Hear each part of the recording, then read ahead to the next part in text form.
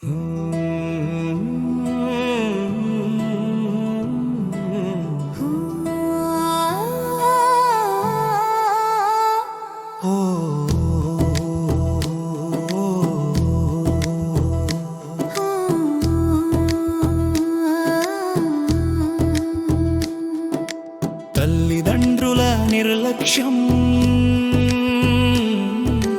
పెంచిన చేతులనే మరిచితే పాపమంట.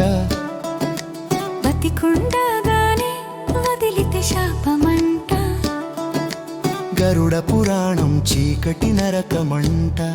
ఈ లోకంలో ఒంటరితనమే శిక్షంట. పల్లవి పెంచిన చేతులనే మరిచితే పాపమంట. బతికుండగానే వదిలితే శాపమంట. గరుడ పురాణం చీకటి నరకమంట. ఈ లోకంలో ఒంటరితనమే శిక్షంట.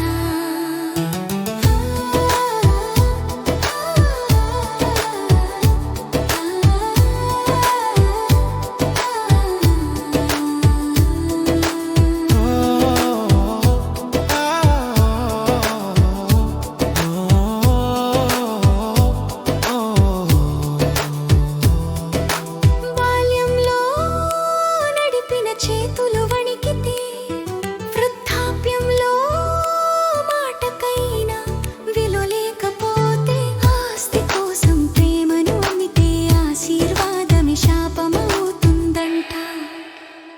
పల్లవి పెంచిన చేతులనే మరిచితే పాపమంట.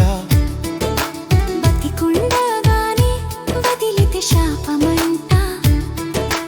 గరుడ పురాణం చీకటి నరకమంట. ఈ లోకంలో ఒంటరితనమే శిక్షంట.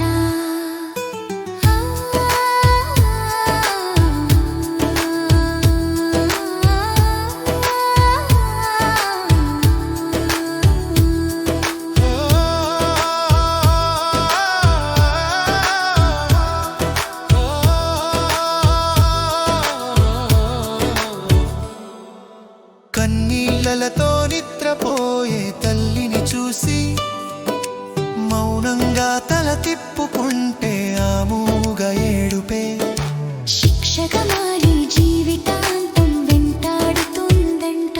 పల్లవి పెంచిన చేతులనే మరిచితే పాపమంట. బతికుండగానే వదిలితే శాపమంట. గరుడ పురాణం చీకటి నరకమంట.